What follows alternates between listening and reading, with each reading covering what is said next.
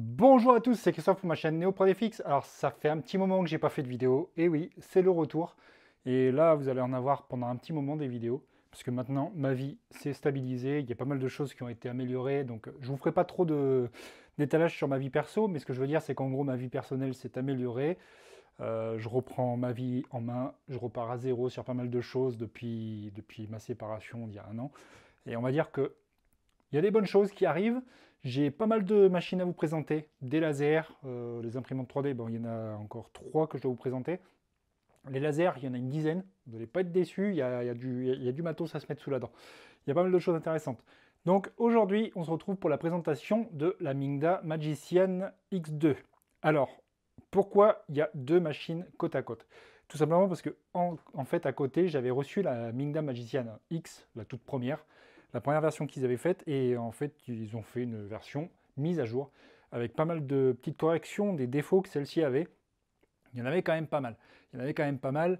On va dire que moi, tout ce que je trouvais comme point négatif sur cette bécane-là ont quasiment été corrigés sur celle-ci. Alors, du coup, ce que je vais faire, c'est que je vais vous présenter d'abord les améliorations qui ont été faites sur les deux, enfin sur celle-ci par rapport à celle-ci. Et ensuite, ce que je vous ferai, c'est que je vous présenterai la Magician X2, je vous présenterai le print que j'ai fait avec. Alors oui, le print, parce qu'en fait, vous voyez le petit robot sur le côté là, il a été fait avec celle-ci. Alors, ce que j'ai fait, c'est que j'ai fait un robot entier. Pourquoi? Parce que je voulais voir si la machine était capable de faire des impressions sur le long terme. En fait, là, j'ai mis quasiment 2 mois pour le faire en entier, lui là. Et en gros, je voulais voir si la machine était capable de répéter les mêmes pièces, enfin, je veux dire des séries de pièces, tout en restant réglée, sans avoir besoin de refaire des calibrages. Elle a imprimé du début à la fin avec les mêmes réglages, d'encurage et tranché de la même façon. J'ai pas eu à changer quoi que ce soit, à part mettre des supports sur les pièces qui en avaient besoin, si besoin en est. Mais sinon, à part ça, je vous présenterai l'objet à la fin. Je vous ferai ma conclusion sur la machine, puisqu'au final, ce sera une vidéo en une seule partie. Il n'y a pas besoin de s'étaler trop longtemps.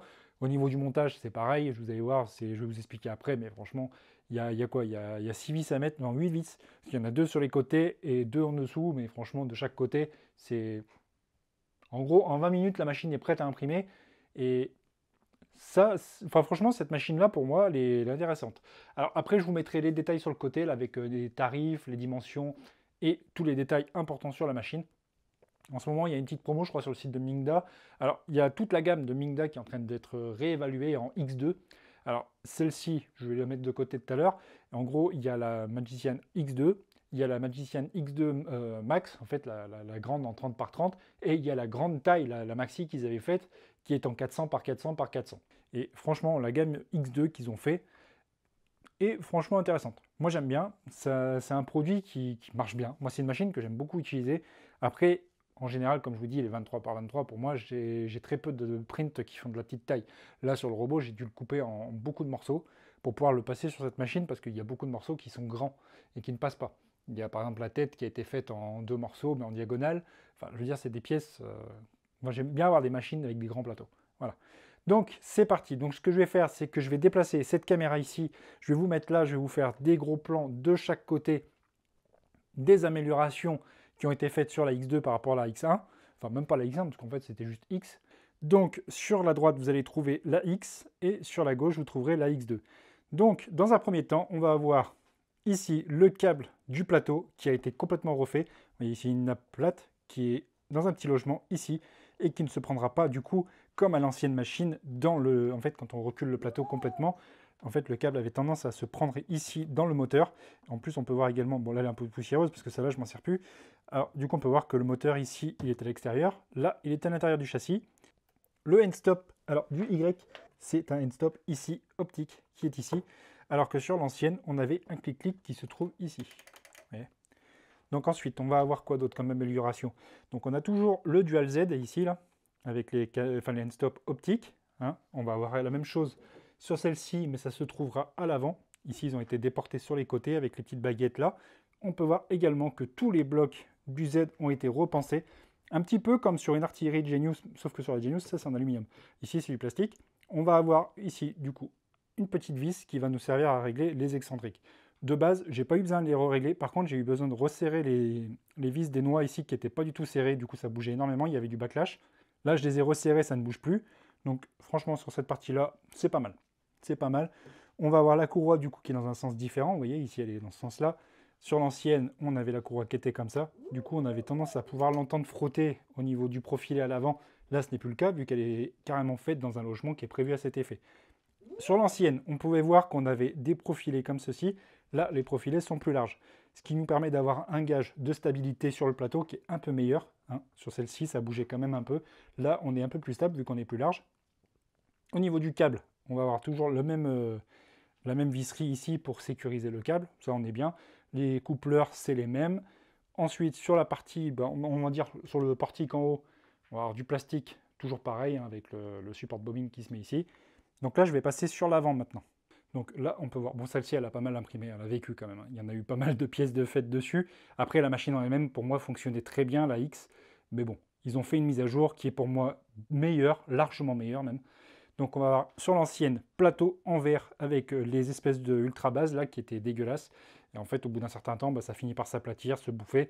En plus, le plateau là, il est juste, en fait, il est juste plaqué là. Il est juste posé, vous voyez, il est juste à passer. En plus, c'était vraiment galère pour l'attraper. On a des petits, ici, on pouvait l'attraper sur les côtés là, vous voyez. Mais en fait, le plateau, il coince un peu dedans. Donc du coup, des fois, on le soulève et ça vient tout seul parce qu'il y a eu un peu de lac ou autre chose, ça a collé. Donc là, c'était plaque en verre à l'ancienne.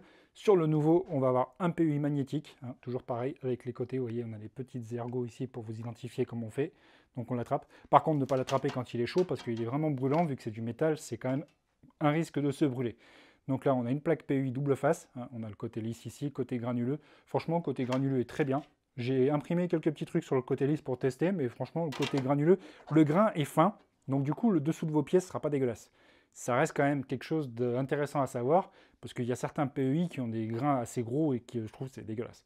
En plus, qui adhèrent très mal. Donc là, pour le caler, on vient le mettre sur l'avant, vous voyez comme ça. On vient le caler sur le plastique, et là, on le lâche. L'aimant est vraiment très costaud.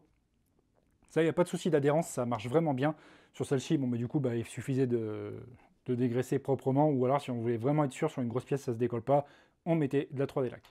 Ensuite, grosse amélioration que je trouve bien sur celle-ci, ça va être le câble management. Ici, on va avoir une nappe comme celle-ci, qui ne va pas avoir de risque de se prendre n'importe où. Vous voyez, ici, on avait une nappe comme ça, qui c'est complètement, c'est dégueulasse, quoi. Ça se trimballe sur le côté. Et en fait, si on a des imprimantes sur le côté, il peut arriver que des fois, ça s'accroche dans une autre imprimante sur le côté, et ça embarque tout. Ça embarque tout, puis ça fait dégueulasse. On ne sait pas où la mettre. Enfin, je veux dire, on peut mettre des colliers ici, ce que j'avais fait au départ, mais au final, voilà. L'ancienne était vraiment mal pensée pour ça. Ici, vous pouvez voir que c'est de la nappe plate. Ah, vous voyez, ici, c'est pareil. C'est pas pareil. Ici, on a un petit peu de câble. Là, par contre, c'est de la nappe plate. Ici, on va avoir quelque chose d'un petit peu plus costaud. C'est moins fin. Ça a tendance à moins se couper en faisant les allers-retours. En plus, ici, c'était pas sécurisé. C'était juste en fichier. Là, on va avoir quelque chose qui va sécuriser la nappe ici. Vous voyez, la nappe est sécurisée. Là, il n'y avait rien qui sécurisait. C'était juste du scotch, double face. Ensuite, on va avoir donc du coup, comme je vous disais, ici, l'amélioration avec la nappe plate qui est collée sur l'arrière, pareil, qui est sécurisée. Quand on va afficher le portique, on va avoir juste à clipser ici et ça sera parfait. Ici, on n'avait rien du tout. C'était ici qu'il fallait défaire. Et franchement, vous voyez, déjà, il a tendance à se défaire parce que quand ça se prend sur une autre machine sur le côté, ça se barre. Alors après, encore deux points à aborder. Donc vous pouvez voir que le châssis, il a une petite différence. Vous voyez ici, l'écran, là, il est à gauche. Et là, sur celle-ci, il est à droite. Alors, je ne sais pas pourquoi ça leur a pris cette idée-là de faire comme ça. Peut-être qu'ils ont agencé d'une autre façon à l'intérieur par rapport au moteur, l'alimentation et tout. Je ne l'ai pas ouverte. Le but, c'était pas d'ouvrir, parce qu'en fait, quand on achète une machine, on n'a pas forcément envie de bidouiller dedans. Surtout une machine comme celle-ci, qui est full option. On n'a pas besoin de rentrer dans la carte mère, de bidouiller. À part si on a un stepper qui crame ou qu'on a envie de changer la carte mère, là, c'est un autre truc. Mais bon. Ce que je ne veux pas faire, c'est rentrer dans la technique trop profonde, puisqu'au final, ce genre de machine, ça va être une machine aujourd'hui qu'on va acheter pour imprimer tout de suite. On va la monter, on va imprimer, et puis c'est parti. On a toujours clé USB, carte SD et port micro USB type C. Alors ici, on va avoir la même chose. Sur l'ancien modèle, on avait deux petits emplacements pour mettre les cartes SD. En fait, quand on les prenait comme ça, on pouvait les mettre ici. Vous pouvez les mettre là. Maintenant, sur la nouvelle, il n'y en a plus qu'un. Et de toute façon, ça ne sert à rien d'en avoir 36, parce qu'au final, des cartes SD, avant de les remplir avec du G-code, il faut y aller. Donc, on a le petit emplacement qui est ici pour mettre la carte SD. Et ici, on a l'emplacement pour mettre une clé USB, si on veut mettre une clé USB. Dernier point qui va différencier les deux bécanes, ça va être la partie extrusion. Alors, ils ont repensé un tout petit peu l'intérieur. En fait, l'extrudeur, c'est plus tout à fait le même modèle. Ils ont changé leur système. En fait, ils ont appelé ça un modèle Quick Swap. Je ne sais plus comment ils ont dit ça sur leur site. Là, en fait, vous avez juste à dévisser ici. Et en fait, vous pouvez sortir tout le bloc, qui est juste clipsé par en dessous. vous dévissez et ça sort tout de suite. Là, sur l'ancienne, il fallait dévisser les 4 coins, il fallait tout défaire, en fait, il fallait défaire tout le bloc. Voilà. Donc sur celle-ci, c'est vraiment rapidement fait. On a juste à défaire la nappe ici, on sort le bloc et c'est fait. On va avoir également une petite LED à l'intérieur qui va éclairer sur le plateau. Sur celle-ci, on n'en avait pas. Voilà, donc après vous avoir présenté les différences entre les deux bécanes, l'ancien modèle et le nouveau, ce que je vais faire, c'est que maintenant je vais aborder tous les points de cette machine. Alors qu'est-ce qu'on va avoir sur cette machine? On va avoir de l'auto-level. Alors on va avoir une grille en 16 points sur le plateau qui va se faire via la buse. On n'a pas de BL Touch, c'est la buse qui va venir palper le plateau sur une grille de 4 par 4. Ça c'est franchement efficace, au final ça marche super bien. On a pas la différence avec le BL Touch, on n'a pas un Z offset complètement foireux à faire, parce que le Z offset sur le BL Touch, ça peut arriver que des fois le BL Touch palpe pas tout à fait au même point.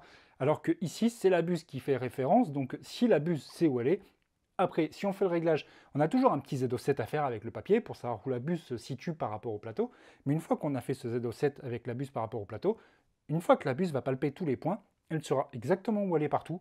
Et au final, par rapport à un BL Touch, c'est beaucoup plus efficace. Et au final, il y a beaucoup de marques qui l'utilisent maintenant, ce système-là. Sur une Bamboo Lab, par exemple, c'est le palpage par la buse. Et j'ai quand même pas mal de machines qui utilisent ce système et que j'apprécie énormément.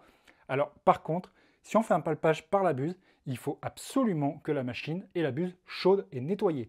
S'il y a du plastique au bout de la buse et que la buse est froide, eh bien, en fait, ça va palper sur du plastique et ça ne marchera pas. Ça ne marchera pas.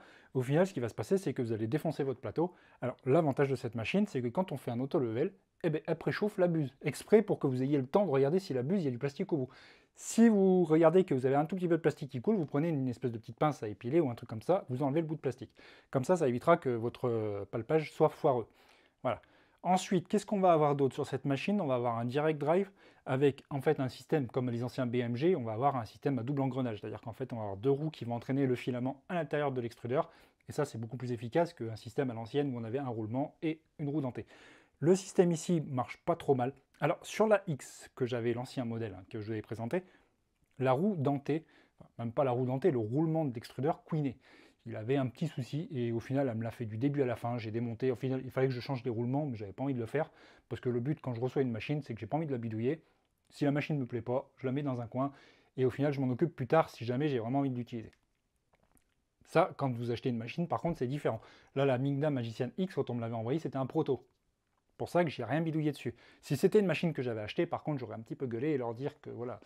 Sur la gamme X2, j'ai pas eu de soucis. La machine a été fiable du début à la fin. J'ai le petit robot que je vous montrerai sur le côté après. La machine était fiable, elle marche très bien encore aujourd'hui. Elle a juste fait le robot, de toute façon, je m'en sers pas des masses non plus parce qu'après j'ai des formats plus grands. Mais ce que je veux dire, c'est que la machine est fiable. L'extrudeur marche super bien. Le direct drive, franchement, il n'y a pas de souci de ce côté. On a un capteur de fin de filament qui est juste à l'entrée ici. Ce qui est pas trop mal, c'est qu'au final, on l'a au dernier moment. Ce qui veut dire que quand la machine va détecter une fin de filament, eh bien, au final, on n'aura pas encore une guirlande de presque 50 cm de filament comme sur certaines machines où le capteur se trouve vachement loin. Par contre, ce qu'il faudra faire, c'est que si le capteur ici ne détecte plus, il faudra faire un retour éjection du filament via le menu si on veut faire ressortir le bout pour le rattraper, parce qu'il restera quand même un tout petit bout. Ou alors, vous poussez légèrement, vous faites extruder et vous venez pousser avec un autre filament et là, ça pourra recharger le filament. Ça fonctionne aussi. Par contre, il faut bien que l'engrenage derrière attrape le nouveau bout de filament et que ça ne fasse pas un système où les deux filaments vont se croiser. Si ça fait ça, malheureusement, ça va faire quelque chose de dégueulasse et ça va boucher. Enfin, c'est pas que ça va boucher, c'est que ça va coincer, ça va bouffer le filament et ça va vous faire de la merde. Donc, ensuite, qu'est-ce que je vais avoir d'autre à vous dire? Dual Z. Dual Z indépendant, c'est-à-dire qu'en fait chaque Z est connecté sur un stepper de la carte mère, chaque Z est séparé. C'est pour ça qu'on a deux end-stop de chaque côté pour le Z. En fait, ce qui va se passer, c'est que si votre Z est légèrement comme ça, quand ils vont venir palper les end-stop, en fait la machine va rééquilibrer les Z, ce qui fait qu'au final, le plan est toujours horizontal par rapport au plateau. Et ça, c'est franchement pratique. On va avoir la tête qui sera toujours parallèle. On n'aura pas un souci d'avoir un plateau qui sera peut-être comme ça ou comme ça. Parce qu'au final, vous pouvez remarquer, il n'y a pas de vis de réglage sur le plateau. Donc c'est super important d'avoir quelque chose de stable tout le temps. Donc là, c'est franchement pas mal. Le fait qu'on n'ait pas de vis de réglage sous le plateau, c'est un gain de stabilité par rapport à une machine où vous aurez des molettes avec des ressorts qui vont être, je suis désolé de le dire, pour certaines machines, mais les ressorts, il y en a, c'est complètement foireux. Il y en a, vous tournez, la vis au-dessus qui est dans le plateau tourne aussi, ce qui fait qu'au final, avec le temps, c'est mal réglé, ça se dessert, ou alors avec les ressorts, ça pousse légèrement, donc ça finit par desserrer le truc et ça fait quelque chose de dégueulasse. Là, on a quelque chose de stable, il n'y a rien, il n'y a pas de truc à régler, il n'y a pas de molette. Donc en fait, ce qui se passe, c'est que là, c'est le Dual Z qui compense, plus l'auto-level. On a quelque chose de parfaitement réglé. La machine, je vous ai dit, j'ai fait presque, je sais pas combien j'ai fait d'heures pour l'impression pour le robot. J'ai pas mesuré, j'ai lancé des prints et puis voilà quoi. Mais en gros, il y a à peu près 2,5 kg, il y a 3 kg de filament à peu près dans le robot, à peu près 3 kg. En gros, 3 kg, sur les 3 kg, j'ai pas eu à la régler. Là, la personne qui l'achète aujourd'hui, enfin je veux dire, si je la vends et que la machine me la prend, enfin la personne me la prend maintenant, il n'aura même pas besoin de la recalibrer si j'y amène livrée, montée. Si je la redémonte, par contre, il faudra recalibrer. Mais ce que je veux dire, c'est que je l'amène quelque part, je vais me promener dans une convention ou un truc comme ça, j'amène ma machine, la machine est réglée comme à la maison, je n'ai même pas besoin de la recalibrer. Il y a certaines machines qui vont avoir bougé sur le trajet, qu'il faudra recalibrer. Elle, je sais qu'elle est fiable, je l'ai déjà fait, je l'ai amenée dans une formation, je l'ai posée sur la table, la machine, elle n'a pas eu besoin de re-réglage. Je l'ai amenée exprès parce que je savais qu'elle était fiable. Et franchement, je dis beaucoup franchement, désolé, Mingda font un très très bon travail. J'ai eu beaucoup de personnes qui critiquaient la marque Mingda. Moi, je les ai contactés de temps en temps pour avoir des petites informations sur les améliorations des machines, des trucs qui pourraient être apportés. Quand j'ai reçu la bécane, le firmware, il y avait une petite mise à jour qui avait déjà été produite. Au final, la mise à jour de ce firmware-là fonctionnait même sur mon autre Mingda. Et au final, j'avais exactement les mêmes réglages sur les deux. Alors, par contre, point positif pour celle-ci, elle fait beaucoup moins de bruit que la première version. La première version, elle faisait un bordel monstre, le ventilateur, on l'entendait énormément. Sur celle-ci, le bruit est franchement agréable. Je veux dire, on la met à côté, avec les TMC qu'on a sur la carte mère. Petit point à part, les steppers sur la carte mère sont amovibles, on peut les défaire. Ce qui veut dire que si on en a un qui crame, on peut le changer. Mais bon, si on a un stepper qui crame, en général, c'est qu'on a bidouillé quelque part, on a changé les VRF et on a mal réglé quelque chose. Donc, vous recevez la machine, vous la montez, vous la réglez, vous imprimez avec. Si vous avez un souci, la meilleure des choses à faire, c'est pas d'ouvrir le capot et de bidouiller. Vous contactez les marques. Quand vous achetez un produit, c'est garanti. On est en France, on a des lois. Donc vous contactez la marque, vous leur dites voilà, j'ai un problème, j'ai un moteur qui merde. Ils vont vous demander sûrement des vidéos, des machins. Vous faites les vidéos, ils vous renvoient les pièces. En général, vous n'avez pas à vous ennuyer comme ça. Si vous vous énervez, en général, les marques ne vous répondent plus parce que vous vous énervez ou les insultez ou quoi que ce soit, c'est normal qu'ils ne vous répondent pas. Mais si vous êtes courtois et que ça se passe bien, normalement, il n'y a pas de souci de ce côté. Et moi, j'ai jamais eu de souci quand j'ai un problème sur une machine. J'ai des machines que j'achète, hein, et ça, il y en a beaucoup qui peuvent le dire. Des fois, ils ne payent pas ces machines, tout ça, je sais pas quoi. Je paye les machines. J'ai acheté des machines. J'ai une Bamboo Lab que j'ai acheté, par exemple, que je vous présenterai. Je suis monté à Toulouse pour aller la chercher. J'ai payé ma bécane.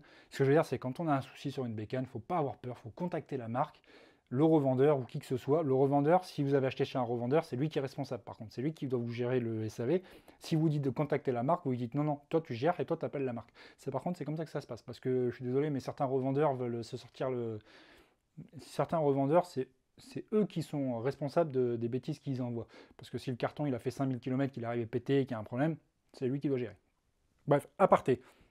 Alors, un point, il n'y a pas de Wi-Fi sur cette machine. Mais honnêtement, le Wi-Fi sur les bécanes comme ça, je ne m'en sers pas. Alors, certaines personnes aujourd'hui, vu que c'est la mode, clipper.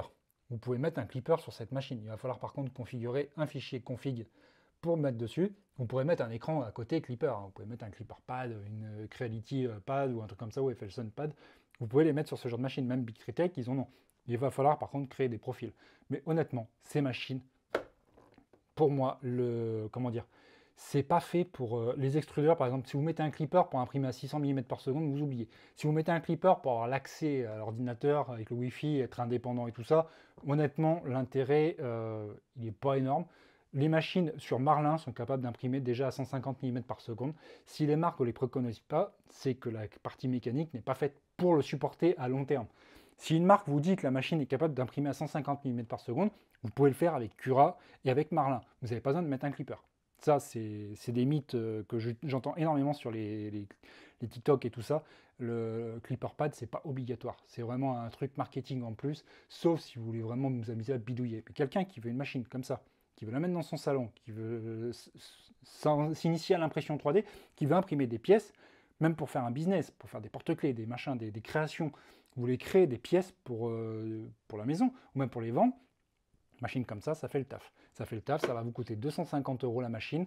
Vous avez juste à apprendre un tout petit peu à modéliser en 3D si vous voulez débuter. Après, sinon, vous pouvez trouver des fichiers sur Thingiverse, Printable, Cult 3D, énormément de fichiers qui sont disponibles. Moi, je modélise des pièces que je partage, par exemple, sur Cult 3D. Je les partage. Et voilà, ça permet aux gens de récupérer des fichiers, quoi, des objets, des fois, qu'on cherche et qu'on n'a pas forcément trouvé. Voilà. Donc je parle beaucoup, tout ça pour dire que la Magician X2 pour moi c'est une machine qui est approuvée, que j'apprécie énormément, qui est dans une bonne gamme de prix. Je trouve qu'au final, aujourd'hui, le prix est pas mal. On a un entrepôt européen. Je vous mettrai le lien dans la description, comme à chaque fois. C'est de la bonne bécane. C'est de la bonne bécane, a fait le taf. J'en ai une autre à vous présenter un petit peu plus tard dans la semaine, là, parce que les contenus vont arriver là régulièrement, je vais en avoir un peu plus. J'en ai une autre à vous présenter, franchement, par contre, la machine marche bien, mais on va dire que la qualité des pièces, c'est pas ça. Bref. Donc, je vais vous présenter l'écran, je vais vous montrer le menu, on va se rapprocher, je vais vous montrer comment faire le leveling automatique. Vous allez voir, de toute façon, c'est pas compliqué, il y a un bouton, la machine fait tout toute seule, on n'a pas à s'embêter. Ensuite, ce que je ferai, c'est que je vous présenterai vite fait le robot, vous allez le montrer, enfin, je vais vous le montrer, un petit peu pour voir les pièces que j'ai obtenues avec. Niveau qualité, franchement, c'est pas mal. On a eu quelque chose de, j'ai eu quelque chose de constant. J'ai eu quelque chose de constant. Alors, petit reproche que j'aurais peut-être à faire sur certaines machines, comme celle-ci et toutes les autres, c'est la ventilation. Au niveau des overhangs, on est un petit peu limité. Ça souffle pas énormément, ça souffle, mais c'est quand même pas parfait. On a toujours un petit peu de petits défauts qu'on peut avoir, par exemple, sous les supports, ou alors dans les angles qui sont légèrement inclinés. On peut avoir des défauts.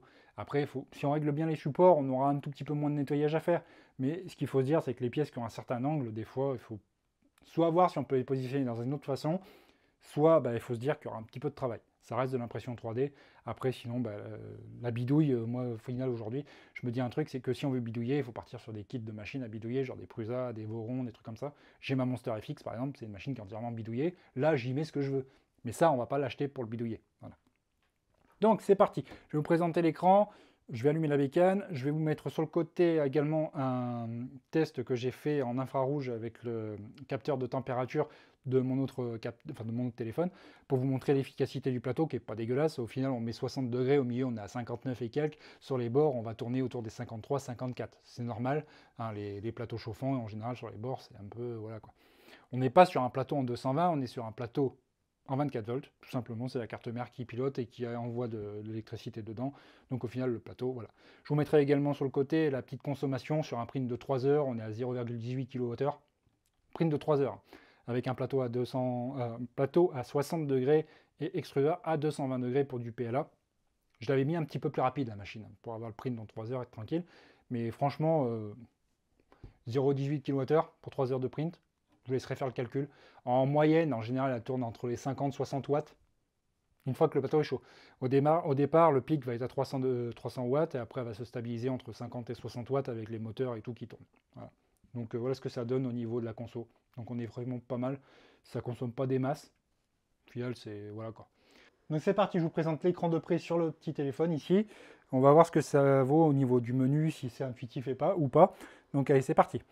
Donc dans un premier temps, on va arriver ici sur le panel d'accueil. On va avoir ici le menu préparé, buse, plateau, niveau, menu et imprimer. Alors pour imprimer ici, c'est pour aller chercher des fichiers soit sur la carte SD, soit sur la clé USB. Si vous cliquez sur carte SD par exemple, vous voyez, voilà, j'ai pas mis, elle est là. Donc si je la mets dans le lecteur, tac, carte SD insérée, vous voyez, c'est détecté automatiquement. Ici, on peut voir que par exemple, j'ai stylet FX. C'est un STL que j'avais imprimé. Ici, on peut revenir en arrière. Donc, ce qu'on peut faire, c'est que par exemple, on veut faire un nivellement automatique. On va cliquer ici. La machine, ce qu'elle va faire, c'est qu'elle va lancer le leveling et elle va vous prévenir qu'elle va faire un préchauffage. Vous voyez ici, elle va préchauffer le plateau à 50 degrés et la buse à 150. Comme je vous avais dit, c'est exprès pour vérifier si on n'a pas de filament qui traîne au niveau de la buse. Si vous avez du filament qui traîne au niveau de la buse, vous prenez une pince à épiler et vous l'enlevez. Comme ça, au moins, vous êtes sûr que vous n'allez pas avoir de défaut de palpage au niveau du plateau. Par contre, pendant que ça fait le nivellement automatique, ce qui va se passer, c'est que j'ai plus accès à rien du tout, je ne peux rien faire, je suis obligé d'attendre. Donc pour la vidéo, ce que je vais faire, c'est que je ne vais pas vous montrer tout de suite le leveling. Ce que je vais faire, c'est que je vais la faire préchauffer et je vous montrerai le leveling après comment ça se déroule. Donc ce que je vais faire, c'est qu'ici, je vais mettre le plateau, je vais le mettre ici à 50. Je vais cliquer sur 50 pour que ça le mette en chauffe, parce que vous voyez qu'ici, ça se remet à 0. Donc là, on va cliquer ici sur la buse, on va la mettre à 190 degrés, moi j'aime bien, pour faire le leveling, c'est pas mal non plus. On peut préchauffer ici comme ça si on veut, hein. Dans préparer, on va avoir ici un bouton, on va cliquer ici, vous allez voir des menus tout préparés. On va avoir du PLA, de l'ABS, du TPU. Comme c'est un direct drive, le TPU est assez intéressant à passer dessus. Le plateau pour l'ABS est quand même assez efficace, il permet de monter quand même à 110 degrés. Ce qui est quand même assez efficace. L'extrudeur pour faire de l'ABS, vous pourrez le monter à 235, 240, ça sera pas mal. Le TPU, vous serez comme ils vous disent ici. Après, ils vous disent 255 ici, 245, 240 même, ça passe pour de l'ABS. Après, vous mettez un caisson. Ici, vous dites 95 pour le plateau. C'est pareil, il vous faut un caisson si vous voulez faire du 95. Si vous mettez du 95 sans caisson, ça risque de se décoller un petit peu. Sinon, il faudra mettre de la 3D LAC en plus sur le PEI. Ici, on va avoir le PLA qui est réglé à 210 et 60. Si vous voulez changer ces valeurs-là, vous avez juste à cliquer ici sur paramètres. Et là, vous allez pouvoir régler ici comme vous voulez. Ouais. Donc après, ça va vous les enregistrer et vous les retrouverez ici dans votre menu. Si vous appuyez sur stop ici, ça éteint la chauffe, ça repasse en coupe de chauffe et ça éteint, enfin ça refroidit tout. Ici, dans global, vous allez avoir soit faire chauffer tout, soit ici vous allez pouvoir chauffer juste individuellement le plateau ou la buse. On revient en arrière. Ici, donc nivellement, on peut voir qu'ici c'est chaud. Donc ce que je vais faire, c'est que je vais vous montrer vite fait ce qui va se passer. Je vais cliquer, là la machine est chaude, donc elle va faire un leveling. Vous pouvez voir ici sur la caméra de loin.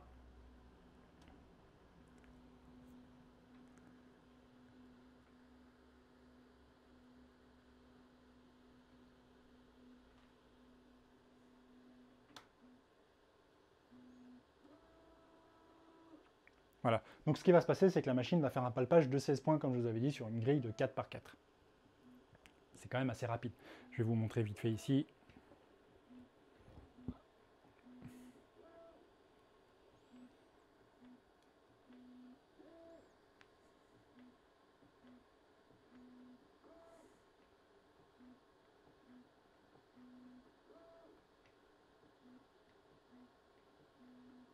Alors, il a fait 3 palpages pour confirmer, pour vraiment être sûr que ça palpe bien. Donc du coup, c'est pour ça qu'on a quand même quelque chose d'assez précis. Ça, c'est du réglage Marlin. Franchement, il est bien réglé, leur firmware, et j'aime bien. Même leur écran est vraiment bien réglé, c'est franchement bien fait.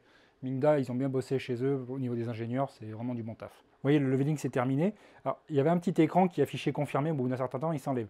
Par contre, ce qu'il faut savoir, c'est qu'une fois que le leveling est terminé, la machine éteint le préchauffage. Ce qui veut dire que si vous voulez imprimer dans la foulée derrière, il faut remettre en préchauffe si vous voulez l'utiliser tout de suite.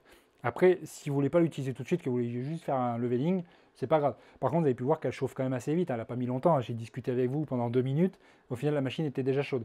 Donc ensuite, ce qu'on veut faire, par exemple, c'est qu'on va aller dans le menu et on peut aller, par exemple, ici dans le Baby Step. Alors ici, Baby Step, on va avoir l'origine qui va s'afficher. Voilà. Ça va faire un palpage. Et ici, dans Baby Step, on va pouvoir régler notre Z offset en fait avec une feuille de papier. Moi, sur d'origine, il est réglé sur 0,15. C'est l'épaisseur de ma feuille de papier, j'avais juste à mettre sauvegarder et c'était réglé. J'avais plus à rien à retoucher. De base, ce réglage-là pour moi fonctionne très très bien. J'y touche plus du tout et franchement, je le laisse comme ça. La machine sait qu'à 0,15, elle est bien réglée. Voilà. On n'a pas besoin d'y toucher. Si jamais vous voulez le régler, vous pouvez régler avec une feuille de papier, mais franchement, n'y touchez pas. Moi, je le laisse comme ça, c'est très bien. Après, ils l'ont appelé Baby Step. Je trouve que c'est un petit peu dommage, il aurait pu l'appeler autrement. Ici, on va avoir les vitesses, si on veut accélérer la vitesse d'impression de la machine. Ensuite, qu'est-ce qu'on va avoir d'autre? Ici, dans extruder, c'est si on veut injecter ou extraire du filament. Il va falloir mettre en préchauffe ici la buse et on peut extraire du filament de la machine. Voilà, c'est pratique, ça permet de faire pas mal de choses. Ici, on va avoir le point d'origine pour faire le home de tous les axes. Si on appuie sur origine, si on appuie sur X, Y ou Z, on va le faire indépendamment. Arrêt d'urgence, c'est si on fait une bêtise et qu'on voit que ça va taper dans quelque chose. Déplacement, ici on peut déplacer les axes de 10 mm, de 0,1 ou de 1 mm. Ici, dans paramètres, on va avoir pas mal de petits réglages. Alors de base, je ne sais plus si elle est arrivée en français, je crois qu'elle est arrivée en anglais, la mienne. Vous pouvez voir ici que si vous cliquez, vous voyez, ça va vous la mettre en anglais. Donc ici, si on clique plusieurs fois, au bout d'un moment, on s'arrête sur français. Voilà, français. Silence off, ça va être pour le bip bip, parce que quand j'appuie sur l'écran, vous avez dû entendre que ça fait bip bip. Si on appuie ici, il n'y a plus de bip. On n'a plus de retour sur le niveau des boutons. Vous voyez, ça fait plus de bruit. Moi, j'aime bien le laisser au final. Le bruit n'est pas énorme, ça casse pas les oreilles. Donc au final, c'est pas mal. Dans les infos, on va avoir ici la version du firmware et de la carte mère. Par contre, ici, le firmware a été mis à jour le 14 février 2023. Si on reclique dessus, ça l'éteint. Là, ici, on peut désactiver ou garder le détecteur de fin de filament. Décalage en Z, ici, c'est exactement la même chose que le baby step en fait, ça va se régler de la même façon. Ici, en fait, ce qui va se passer, c'est qu'on va avoir un baby step, en fait, un réglage, si on voit que par exemple le plateau est bombé à un endroit par rapport à un autre et qu'on voit qu'il y a un petit souci, en fait, c'est la grille que ça a généré. Mais franchement, n'y touchez pas parce que de base, la grille est très bien étudiée.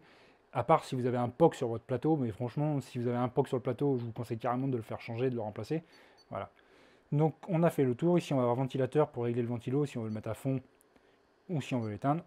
Voilà. c'est pas plus compliqué que ça. Ensuite, qu'est-ce que j'ai d'autre à vous montrer? Bah, rien de plus ici. On va voir ici au milieu, en fait on n'a rien. Ici c'est juste que ça vous affiche les infos quand on lance un print. Si vous lancez un print, ici ça va vous le marquer. Et normalement on a fait le tour. Voilà. C'est pas plus compliqué que ça. Mingdia Magician X2, menu simple, machine intuitive. Moi j'aime bien. Franchement c'est simple. Voilà. C'est ce qu'on demande à une bécane aujourd'hui. On n'a pas de Wi-Fi. On n'a pas de Wi-Fi, bon bah c'est pas grave, au final, puisque suffit que la machine, on mette la carte SD ou la clé USB, on tranche sur Cura, on vient la mettre. Au final, c'est plus rapide que le Wi-Fi, parce que sur certaines machines en MKS, le Wi-Fi met longtemps quand même à envoyer des fichiers. J'ai par exemple des machines en MKS qui mettent, si on a un gros STL, si ça met 10 minutes pour envoyer un fichier, autant prendre la carte SD, d'aller dans l'atelier, de prendre le machin et de le mettre dedans, quoi. Ça va franchement plus vite. Et puis au final, on n'a pas de souci d'avoir un fichier corrompu si le Wi-Fi merde entre temps. Au final, la carte SD, on la formate proprement et puis c'est pas compliqué. Voilà, on a quelque chose de bien. En plus, ici, on a l'avantage d'avoir un port USB. Si on met une clé USB, c'est quand même plus pratique. On l'a dans la poche. On a moins de chances de la perdre qu'une carte SD au final, puisque des clés USB, il suffit d'en avoir une qui se met sur un porte-clés, et puis vous avez une clé USB pour votre machine, quoi. Voilà. Le port USB type C, c'est si on veut la brancher à l'ordinateur, ou si jamais vous avez une caméra qui vous permet de faire des timelapses comme la Mintion de chez, la Beagle de chez Mintion. Vous pouvez la brancher ici via l'USB type C pour faire des timelapses. Ça peut être sympa aussi. J'en ai une que je vous présenterai dans pas longtemps. Au final, moi, les timelapses, j'en fais pas parce qu'au final, ça fait perdre du temps dans les prints. C'est pratique, c'est joli, ça fait sympa les timelapses. Mais quand la machine doit aller derrière, qu'elle doit revenir derrière, les timelapses, c'est bien pour faire de la vue. C'est bien pour faire de la vision, de mettre des vidéos, de faire des trucs comme ça. Mais quand vous faites de l'impression 3D et que vous avez besoin de pièces assez rapidement, faites pas de timelapse, parce que sinon vous allez mettre 10 ans à chaque fois pour faire des pièces. Au final, vous allez mettre 15 heures pour faire une pièce qui, ça se trouve, il aurait mis 4 heures. Donc voilà. Voilà. Le petit robot de Star Wars. Alors j'aime bien Star Wars, vous le savez très bien. Hein. J'ai K2SO qui a été imprimé, R2D2. J'ai pas mal de projets qui sont en cours, qui vont pouvoir reprendre et se faire terminer depuis le temps que je dois le faire. Il y a le kit bout derrière qui est derrière, qui fait coucou là. Hein. Donc ici, on a un robot. Donc c'est un fichier de chez Droid Division que vous pouvez acheter sur Etsy. Hein. C'est des fichiers STL complets qui sont bien tranchés. Alors il y a un petit truc ici. Alors ici, il n'est pas droit, hein, mais c'est normal. C'est un truc que j'ai posé, mais qui a été fait en résine. La petite bouche là, c'est moi qui l'ai modélisé parce qu'il n'y a pas de bouche sur ce robot là. Moi, j'en ai rajouté une.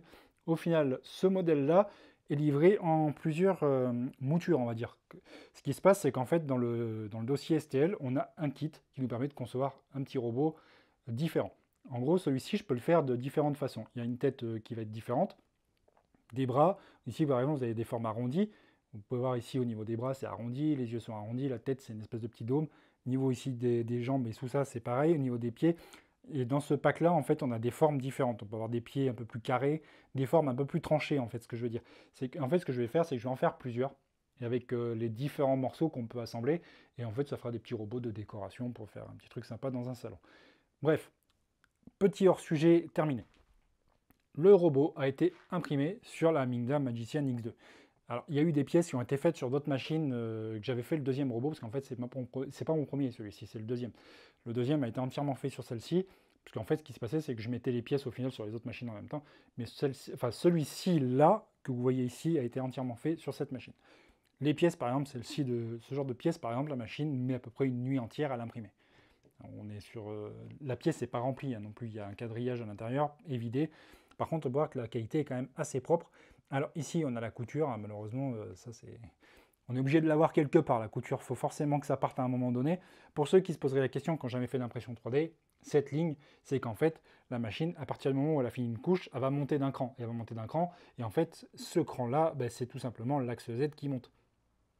On peut le voir ici. Ici, par exemple, la couture est alignée, elle est sur la même zone. Ici, la couture est aléatoire. Vous pouvez voir qu'ici, ça l'a mise ici. Ça peut l'avoir mise à d'autres endroits. Par exemple, ici, on va l'avoir devant. En fait, ces deux STL, c'est les mêmes. C'est juste qu'ils sont en mode symétrie, parce que comme c'est deux pieds, alors ici, on a le côté droit, le côté gauche. Là, par contre, la couture, on peut voir que ça me l'a fait exactement au même endroit. Pourtant, c'est une symétrie, les deux. Donc après, on peut voir que la qualité n'est pas dégueulasse. Hein. Franchement, moi, la qualité des pièces... Bon, ici, on peut voir du pistolet à colle, mais c'est normal. C'est moi qui ai sécurisé les écrous, parce que sinon, le machin, il se casse la figure. Je l'ai mis sur un siège en attendant. Parce que normalement, il faut que je commande des vis exprès qui se... En fait, c'est des vis, vous voyez, comme ça, qui ont le même truc de l'autre côté, un canon, qui va venir se visser dedans, et par pression, ça va serrer l'objet, comme j'avais fait sur K2SO. Niveau du robot, il n'est pas terminé.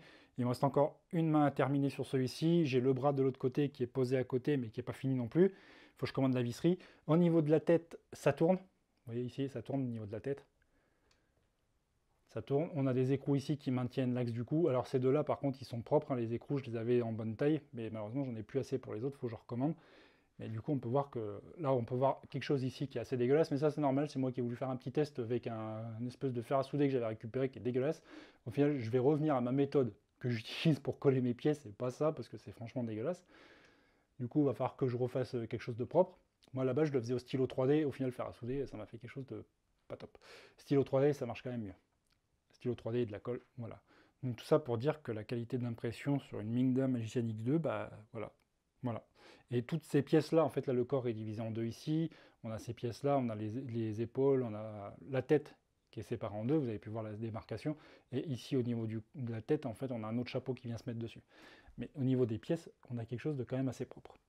Vous voyez, on a quelque chose quand même qui est assez propre au niveau de l'impression. Là, c'est juste que j'ai fait un truc dégueulasse. La ligne ici, ça devait être un changement de filament. Parce qu'en fait, c'est des fins de bobine que j'ai utilisées pour le terminer, lui. Donc, du coup, voilà. Mais sinon, la machine en elle-même fait quelque chose de propre. Voilà. Voilà, donc je vais passer à la conclusion. Est-ce que la Mingda Magician X2 est une bonne machine ou pas?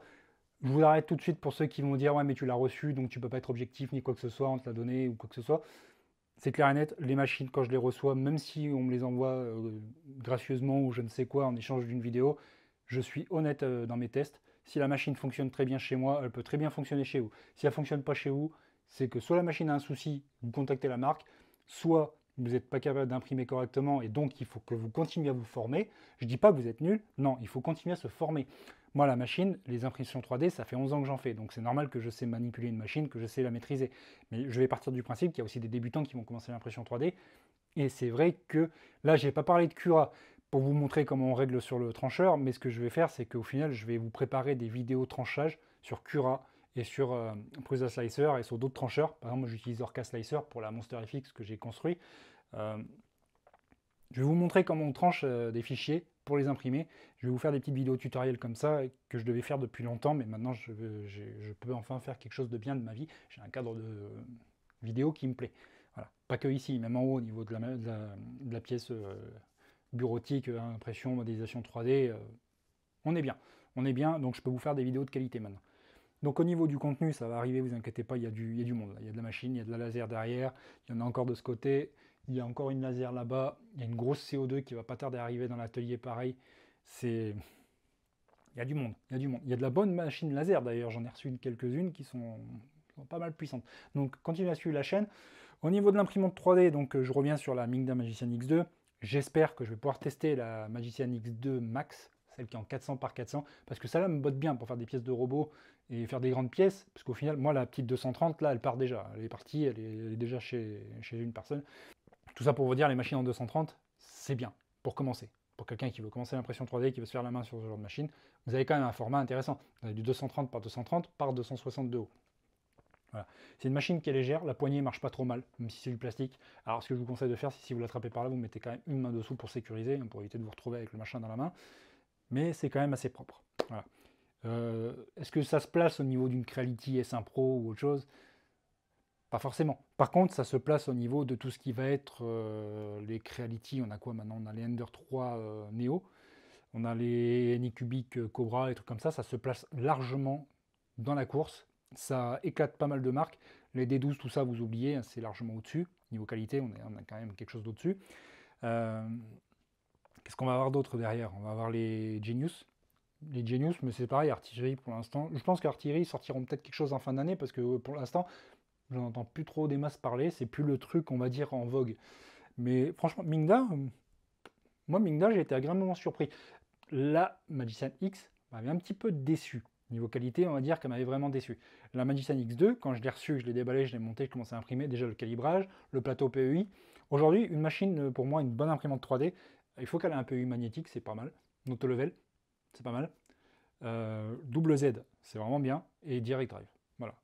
L'écran tactile, c'est pas mal aussi. Hein. De toute façon, on en a sur toutes les machines maintenant. Si on a une machine qui n'a pas un écran tactile, d'ailleurs, celle que je vous présente plus tard, c'est la Sunlu T3 que j'ai reçue. C'est une bonne machine qui est bien, mais qui est d'un autre temps. C'est une machine qui est d'une autre époque. La Sunlu T3, je vais vous la présenter, je vais vous dire, c'est une machine qui est pas mal. Mais je vais être honnête avec vous, j'ai pas aimé. J'ai pas aimé. J'ai pas aimé, clairement, je vais vous la présenter, mais vous allez voir que... Voilà, bref. J'ai imprimé pas mal de choses avec, pourtant. Mais voilà.